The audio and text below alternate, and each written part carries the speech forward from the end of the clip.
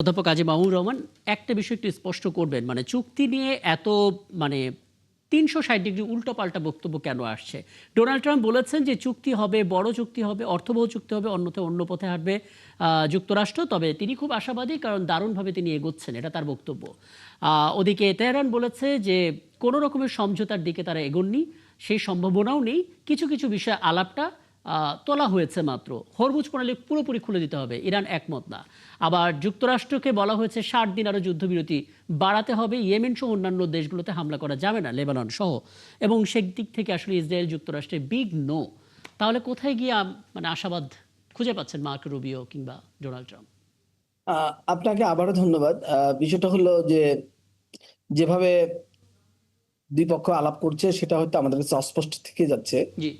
কিন্তু তার মধ্যে একটা স্পষ্টতা আছে। সেটা হলো, আপনি দেখেন ট্রাম্প মানে লম্বা সময় ধরে যে একটা সিজফায়ারে গিয়েছে, একটা যুদ্ধবিরতি গিয়েছে, এবং যুদ্ধবিরতিটা কিছু অংশ হলেও কার্যকর হচ্ছে বা অনেকটা কার্যকর হচ্ছে। জি। এইটা এক ধরনের একটা পরিস্থিতি তৈরি করেছে আমেরিকার জন্য, যে পরিস্থিতিটা থেকে আমেরিকাকে বের হয়ে আসতে হবে। তার যে হেজমনিক পাওয়ার, এটা আবারও যদি স্টাবলিশ করতে হয়। মার্কিন যুক্তরাষ্ট্রের গত এই যে 1945 সাল থেকে এই লম্বা সময়ে বারবার কিন্তু অনেকবারই আমেরিকার এই অবস্থা দেখা গেছে, অনেকবার, প্রতি দশকে একবার করে দেখা যায়। কিন্তু মার্কিন যুক্তরাষ্ট্র আবার কিন্তু রিকভার করে, এবং সে তার হেজমনি কিন্তু ত্যাগ করতে হয় না, হেজমনিটা টিকে থাকে। তো এখন এই যে আপনি যে পরিস্থিতিতে মার্কিন যুক্তরাষ্ট্র এই এই জায়গায় আটকে গেল, সেটা ভিয়েতনামেও গিয়েছে, আর অনেক জায়গায় গিয়েছে। সব জায়গায় যে তার সাফল্য তার ইচ্ছা মতো এসেছে তা না, কিন্তু আমরা যে জায়গা থেকে আলাপটা শুরু করি সেটা হলো মার্কিন যুক্তরাষ্ট্রের হেজমনির জায়গা থেকে। এই হেজমনির জায়গা থেকে কিন্তু আলাপ করলে এখানে মার্কিন যুক্তরাষ্ট্রকে আবারও যুদ্ধে যেতে হবে হয়তো, অথবা কোনো না কোনো ভাবে অন্য কোনো প্রক্রিয়া ইরানকে পরাজিত করতে হবে, না হলে তার কিন্তু হেজমনি সংকটে পড়বে। তো এখন সেই জায়গা থেকেই আমেরিকার প্রেসিডেন্ট আপাতত একটা বাফার টাইম নিচ্ছেন তার বক্তব্যের মাধ্যমে।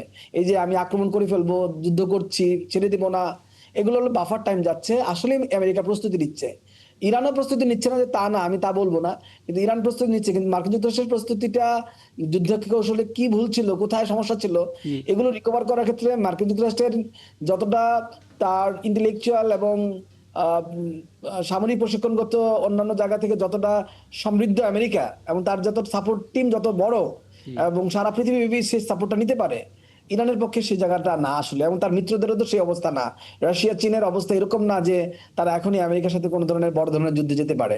তারা হয়তো প্রক্সি ওয়ারে গিয়েছে ইরানের মাধ্যমে, ইরানকে দিয়ে একটা আমেরিকাকে এক ধরনের মানে অকওয়ার্ড সিচুয়েশনে রাশিয়া ফেলেছে। কিংবা চীন ততটুকুই ইরানকে সাহায্য করবে যতটুকুতে তারা লাভবান হবে, এবং সেটাও আসলে হিসেব করে তারা করছে। আমি কাউকে জানতে আপনি চাইবেন? মাহবুব, আমি একটা কথা বলতে চাচ্ছি। আপনি আপনার বিভিন্ন সময় বিভিন্ন বক্তব্যে বারবার বলে থাকেন মার্কিন হেজিমনিটাকে ধরে রাখার জন্য তাদের হয়তো বিভিন্ন কৌশল নিতে হয়। আপনি পাশাপাশি দুইটাকেই ধরে নেন। সেটা হচ্ছে রাশিয়াকে শায়েস্তা করার জন্য ইউক্রেনকে দিয়ে যুদ্ধ করালো। তা আসলেই কি রাশিয়া এখন সেই শায়েস্তা বা মানে হয়েছে?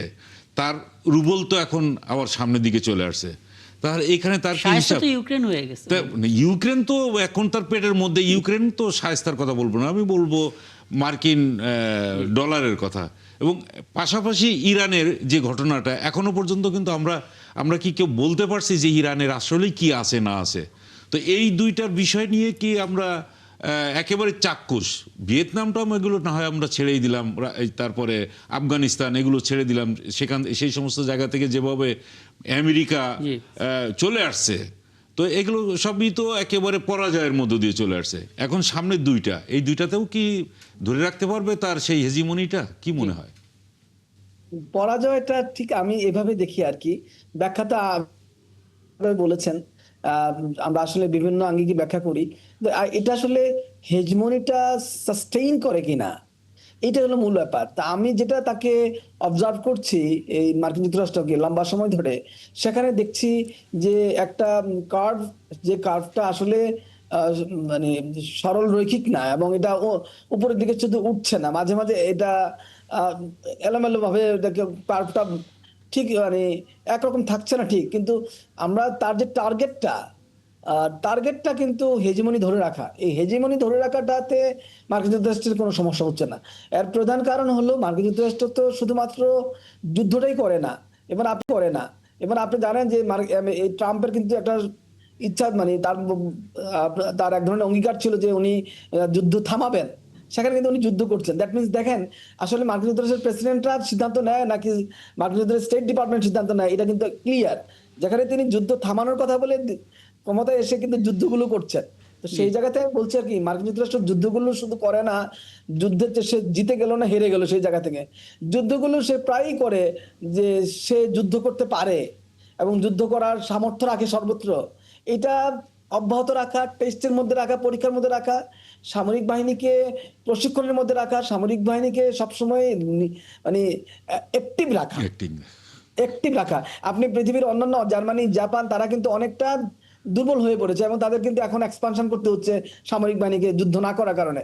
জি। সাম্রাজ্য ধরে রাখার জন্য আমেরিকাকে যেটা করতে হচ্ছে, যুদ্ধে হেরে গেলাম, জিতে গেলাম, কতটা লাভ করলাম, লস করলাম, প্রতিটা যুদ্ধে কিন্তু আমেরিকার ক্ষয়ক্ষতি কিন্তু মারাত্মক। মানে বিশেষ করে আর্থিক ক্ষতিটা যদি বলেন, তারপরে এই বিলিয়ন বিলিয়ন ডলার, হাজার হাজার বিলিয়ন ডলার খরচ করে কেন যুদ্ধে যায়? যুদ্ধে যায় হলো পৃথিবীকে জানানোর জন্য যে আমি যুদ্ধে সবসময় প্রস্তুত আছি, তোমরা যারাই আমার সাথে যুদ্ধ করতে আসবা তাহলে প্রস্তুতি নিয়ে এসো।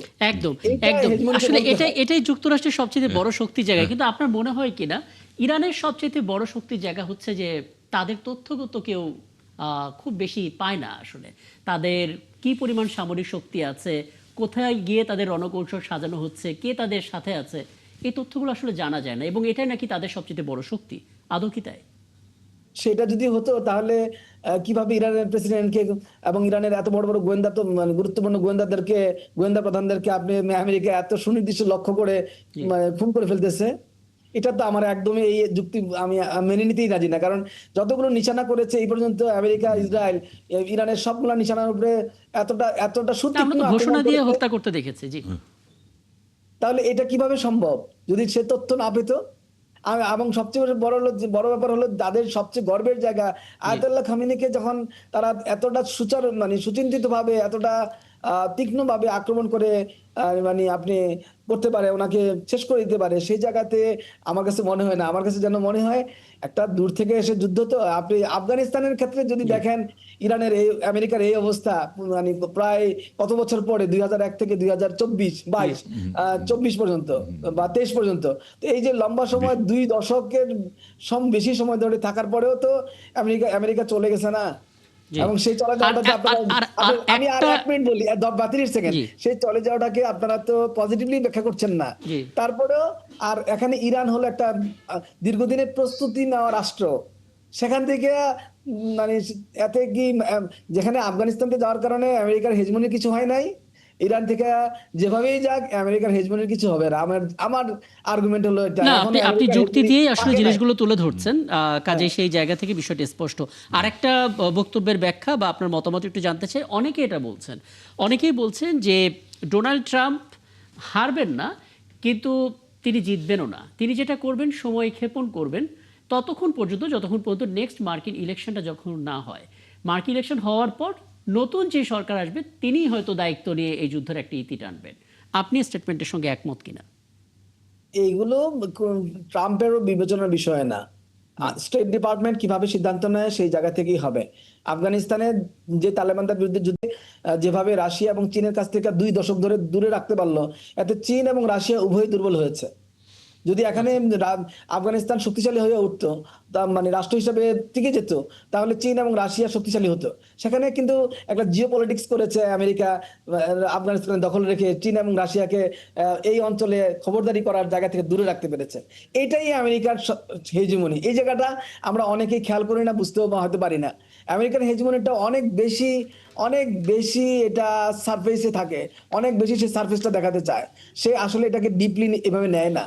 সে এবং মনে করে এবং ডোনাল্ড ট্রাম্প যখন নির্বাচনে দাঁড়াবার আগে ক্যাম্পেইন করেন মেক আমেরিকা গ্রেট এগেইন, তখন বোঝা যায় হেজিমনি আসলে কোন পর্যায়ে চলে গেছে। অনেক ধন্যবাদ কাজী বাবুর রহমান। আমি একটু সবশেষ মন্তব্য মিশ্রণ কাগজে আপনার কাছ থেকে নিতে চাই। মানে মানে মানুষ আসলে ক্লান্ত, বিশ্ব আসলে ক্লান্ত, কিন্তু দিন শেষে ডোনাল্ড ট্রাম্পও ক্লান্ত না, কিংবা তার সে রণকৌশলও ক্লান্ত না, না, হেজিমনি ওরা ক্লান্ত ব্যাপারটাও না। ক্লান্ত না। না। সমাধান কোথায় দেখেন? শেষ কি দেখেন আদৌ?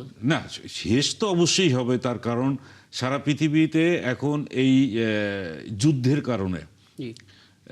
একেবারে ক্লান্ত, এটা ঠিক। আর প্রত্যেকেরই তো অর্থনীতিতে চাপ পড়ছে। কিছু কিছু জায়গায় হয়তো অর্থনীতি ভালো হয়ে যাচ্ছে, যেমন রাশিয়ার অর্থনীতি ভালো হচ্ছে, কিন্তু অন্যদের তো হচ্ছে না। যেমন ইন্ডিয়ার অর্থনীতি তো ভালো হচ্ছে না, যদিও ইন্ডিয়ার ভেতর দিয়ে এই সমস্ত জ্বালানি বিভিন্ন দেশে যাচ্ছে, তাদেরও তো হচ্ছে না, তারাও এফেক্টেড। তো সারা পৃথিবীই কিন্তু এই যুদ্ধের কারণে এফেক্টেড। ফলে এটার একটা সমাধান হবে। ট্রাম্প যেমন তার ট্রুথ সোশ্যালে বলছেন যে আজকে অথবা কালকের মধ্যেই একটা সমাধান হবে। মার্কো রুবিও কিন্তু দিল্লি ছাড়ার আগেই বলেছেন, উনি ওনার স্টেটমেন্ট করেছেন যে চুক্তিতে তারা একেবারে উপনীত হয়ে পড়েছে, হয়তো মানে সময় নিচ্ছে আর কিছুক্ষণ। তো এই আলটিমেটলি এক জায়গায় চলে আসবে, যুদ্ধ থামাতেই হবে। যুদ্ধ তো কোনো সমাধান না। একদম, এটা আসলে সবাই বুঝছে, কিন্তু যারা যুদ্ধ পরিচালনা করছে তারা বুঝলেই হলো। কারণ যুদ্ধটা এখন ইগোর পর্যায়ে চলে গেছে। অনেক ধন্যবাদ আমি কাগজি এবং কাজী মাহবুব রহমান। নিশ্চয়ই সামনে কোনো আয়োজনে আবারও আপনাদেরকে পাবো এবং আরও কথা বলার সুযোগ হবে।